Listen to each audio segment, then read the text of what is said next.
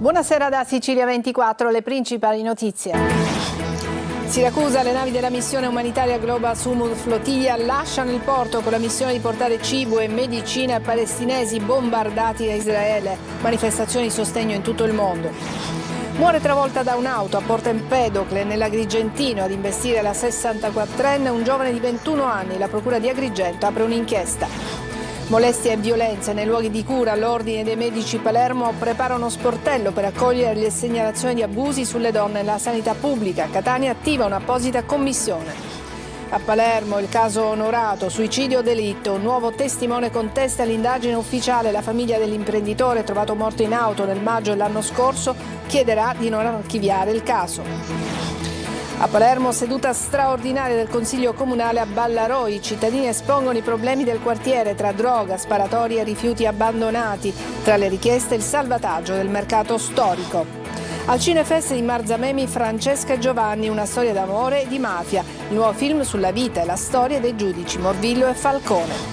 Calcio, dopo la pausa in campionato, il Palermo al lavoro per la sfida di domenica al Druso contro il Sud Tirol, prima trasferta della stagione. Serie C, il Catania punta il Cosenza. Toscano potrebbe confermare l'11 che ha battuto il Monopoli. Caturano possibile assente.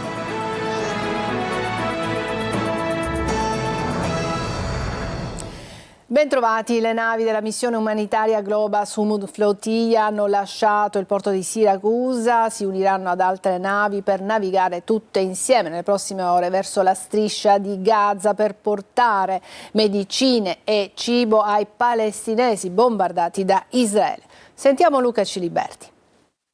Attesa e tensione nel Porto Grande di Siracusa. Dopo tanti rinvii, più che altro per mettere a punto la logistica e il coordinamento, le navi della missione umanitaria Global Sumud Flotilla sono finalmente partite. L'obiettivo è quello di portare più di 500 tonnellate di derrate alimentari e beni di prima necessità nella striscia di Gaza bombardata e ridotta alla fame da Israele.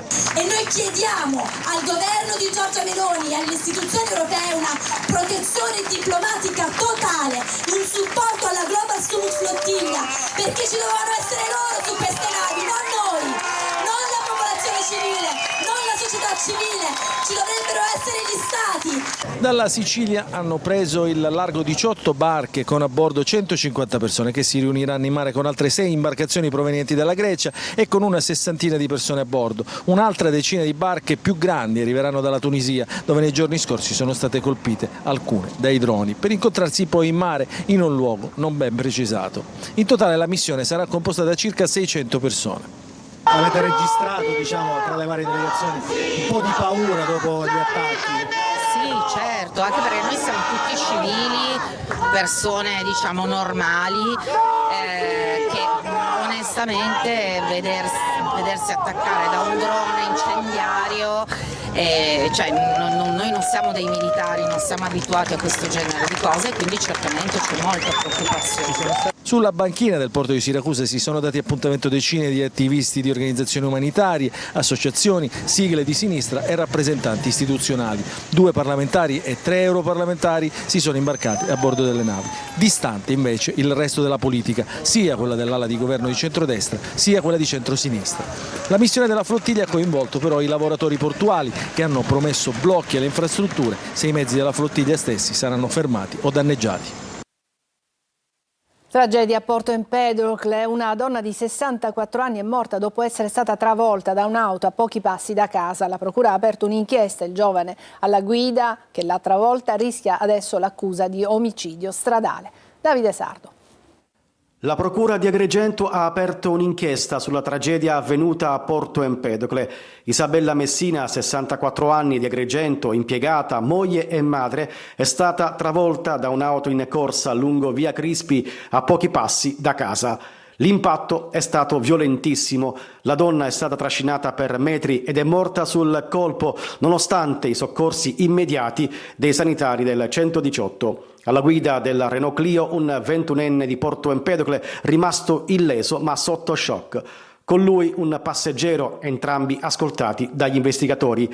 Per il giovane si profila l'accusa di omicidio stradale. Sul posto la Polizia Stradale di Sciacca e gli agenti del Commissariato Frontiera di Porto Empedocle che hanno eseguito i rilievi. Indagini in corso per chiarire dinamica e responsabilità. Intanto cresce l'amarezza tra i residenti della zona che da tempo denunciano le condizioni di pericolo di quel tratto di strada in contrada Marinella, illuminazione scarsa, asfalto disconnesso e auto che sfrecciano senza controlli. Una tragedia che riaccende l'allarme sulla sicurezza stradale.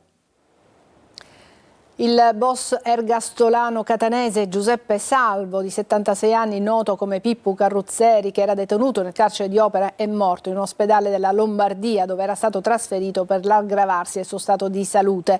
La procura del capoluogo lombardo ha disposto l'autopsia. Giuseppe Salvo era nato nel quartiere di San Cristoforo di Catania il 18 marzo del 49, scampato a 3 attentati. Negli ultimi anni si legò al gruppo mafioso di Salvatore Turi Pillera prima e poi di Salvatore Turi Cappello dopo. In Sicilia si moltiplicano gli episodi di violenza ai danni delle donne nei luoghi di cura. Dopo la sospensione del direttore sanitario di Catania dell'ASP, accusato di aver molestato una collega, l'Ordine dei Medici prepara uno sportello per accogliere altre segnalazioni di abusi sulle donne nella sanità pubblica. Desiree Ferlito. E allarme in Sicilia per le violenze sulle donne nei luoghi di cura. Il caso del direttore sanitario dell'Aspet NEA, Giuseppe Angelo Reina, ex primario dell'ospedale di Paternò, sospeso dal servizio con l'accusa di violenza sessuale ai danni di una collega, è solo l'ultimo racconto che sembra aprire un vaso di Pandora. Solo negli ultimi 3 anni sono 6 i medici siciliani condannati per abusi sessuali. Secondo l'accusa, Reina, durante la sua direzione a Paternò e in particolare dal dicembre 2018 al 2024, avrebbe adottato comportamenti espliciti per ottenere prestazioni sessuali approfittando della propria posizione. Il tutto sarebbe stato immortalato dalle telecamere di videosorveglianza. L'inchiesta di Catania è solo l'ultimo anello di una catena. La geografia degli abusi in camice bianco attraversa la Sicilia, a tal punto da deliberare l'apertura di uno sportello dedicato per raccogliere le denunce. Quando accadono episodi del genere siamo obbligati a chiedere alla procura i documenti, dichiara il presidente dell'Ordine dei Medici di Palermo, Toti Amato. Spesso i nostri provvedimenti vengono annullati o attendono per troppi anni. La maggior parte dei medici palermitani condannati continua a lavorare in attesa del pronunciamento. Qualcuno nel frattempo andrà in pensione. La sensibilità dell'ente si è tradotta in azioni concrete. Infatti già da anni il nostro ordine ha istituito ben 2 commissioni interne, la prima sulla medicina di genere e lotta alla violenza sulle donne e la seconda contro la violenza e gli abusi sui minori. Continua il giallo intorno alla morte dell'imprenditore palermitano Angelo Onorato. Compare un nuovo testimone per contestare i risultati dell'indagine ufficiale. La famiglia chiederà di non archiviare e continuare ad indagare. Manlio Viola. Angelo Onorato era pedinato e temeva per la sua vita. C'è un testimone che può portare nuovi elementi nell'indagine sulla morte dell'imprenditore trovato cadavere a maggio del 2024 e convincere la magistratura a non chiudere l'inchiesta. Ne è convinta la famiglia, che prepara una opposizione all'istanza di archiviazione avanzata dalla procura.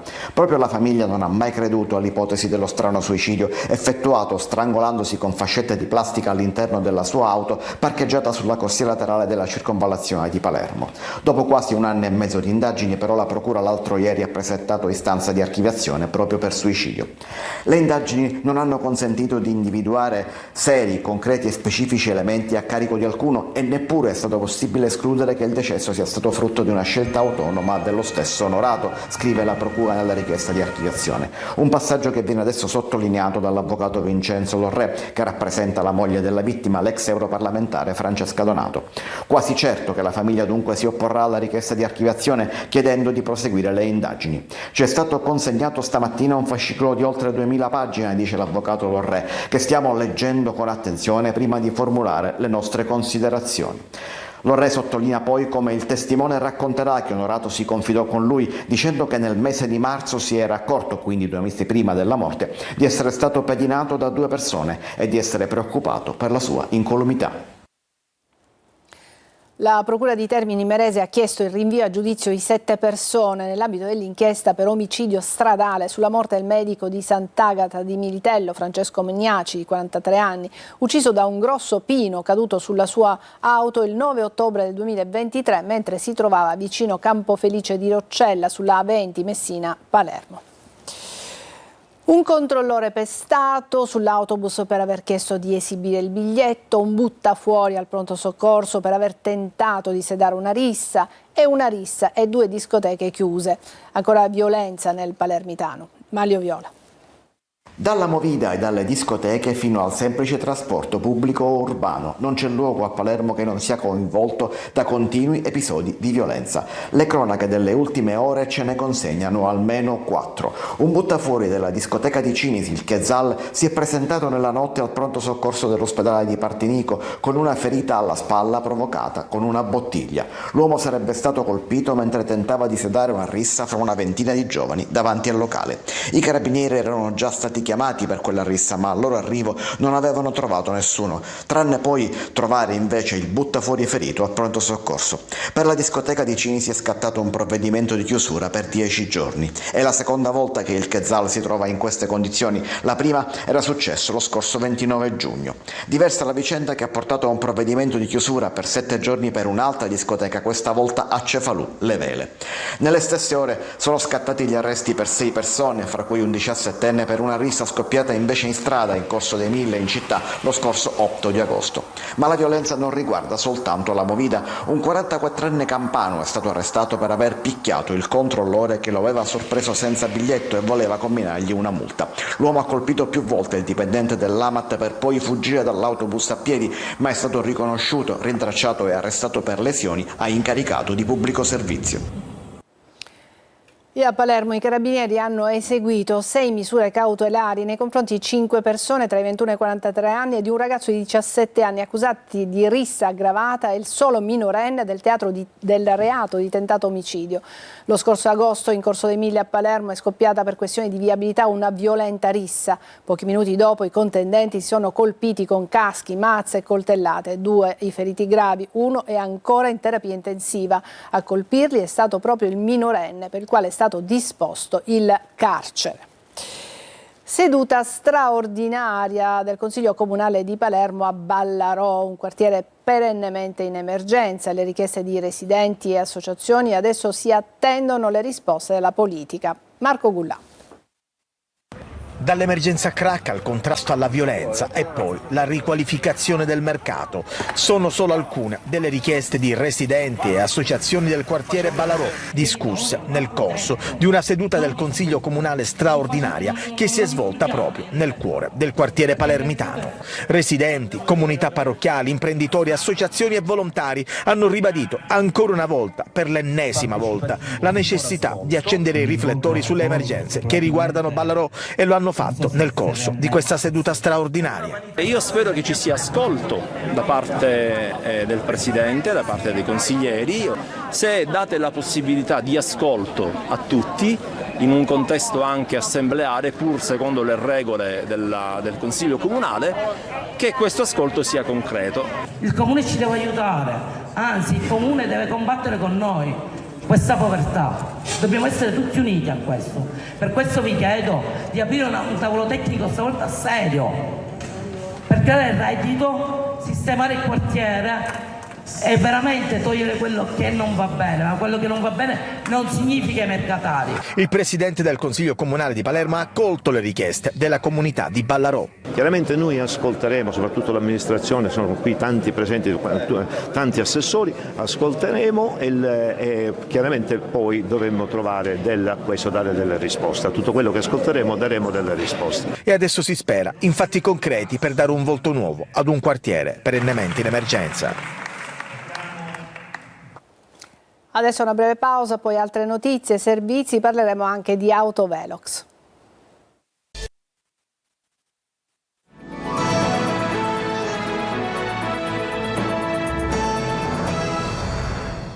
A Catania l'ex monastero della Badia Sant'Agata, occupato fino a 3 anni fa dal centro sociale Auro, sarà trasformato in un centro servizi turistici. Il progetto è stato approvato alla Giunta Comunale, l'intervento per un investimento complessivo di 8,7 milioni di euro è finanziato con fondi del programma di azione e coesione complementare, senza dunque alcun onere per il bilancio comunale.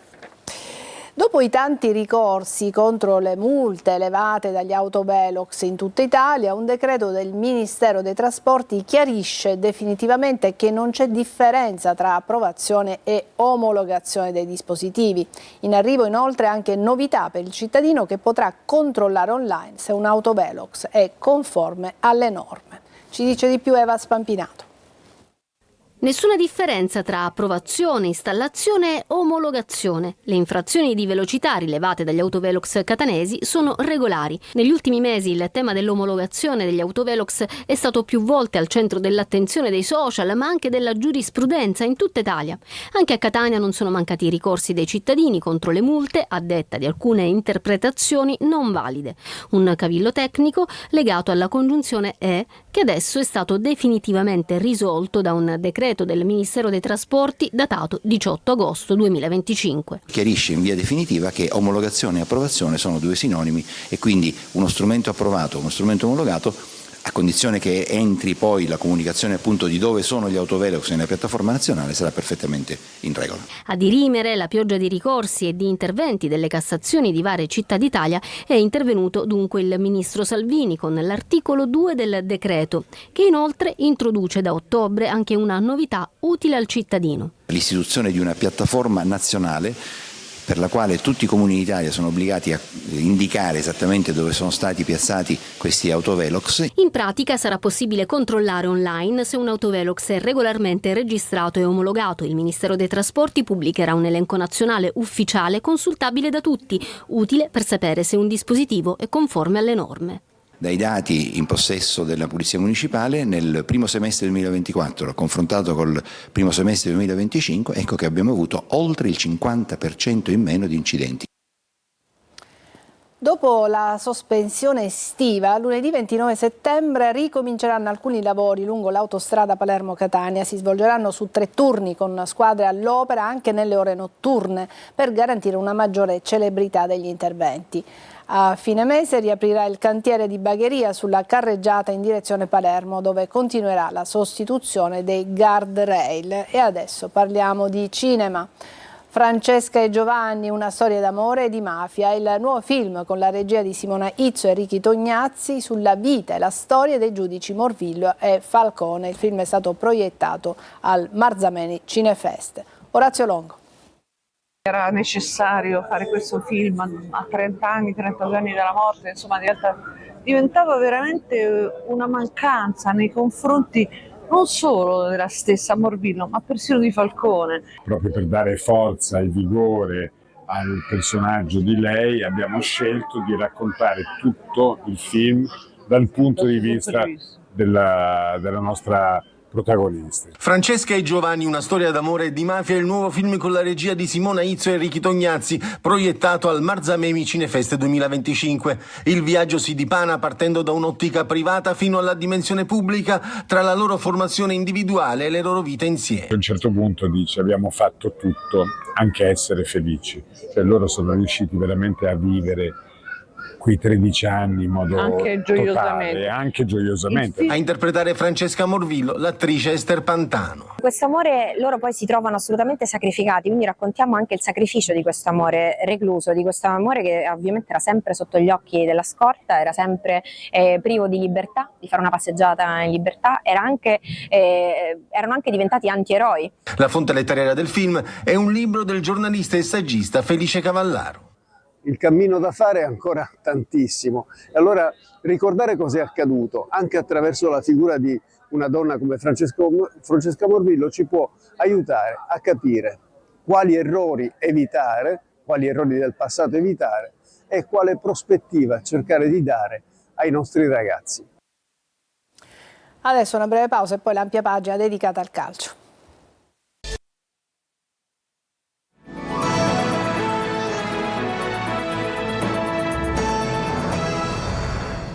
Eccoci al calcio. Sono giorni di lavoro per il Palermo che pensa alla sfida di domenica al Druso contro il Sud Tirol. Le prime parole da Rosanero per il centrocampista Samuel Giovane le sentiamo nel servizio di Marco Gullà. Ritmi alti, concentrazione e sacrificio. Il Palermo si rigenera dopo la sosta di campionato. Domenica al Druso di Bolzano la sfida contro il Südtirol. Seppur con 2 sole giornate alle spalle, l'inizio di stagione della formazione rosanero è da ritenersi positivo. Al netto dei 4 punti in classifica, ricimolati nelle 2 sfide casalinghe contro Reggiana, vittoria per 2-1, e Frosinone 0-0. La sosta ha permesso a Inzaghi di lavorare sull'assetto tattico e mentale della sua squadra, potendo contare anche sugli ultimi arrivati, come Samuel Giovane. Quando ho saputo della trattativa ero a Bergamo in ritiro ed ero entusiasta. È stata una trattativa abbastanza lunga, però ecco, finalmente sono arrivato qua e ho voluto fortemente venire qua perché è una piazza tanto ambiziosa, tanto quanto me.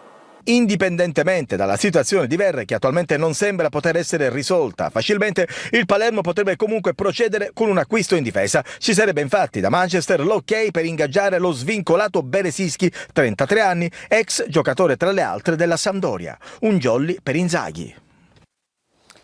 Il Catania prepara la partita di Cosenza. Con ogni probabilità non ci sarà Caturano. Toscano potrebbe confermare l'11 che ha battuto il Monopoli. Marco Carli.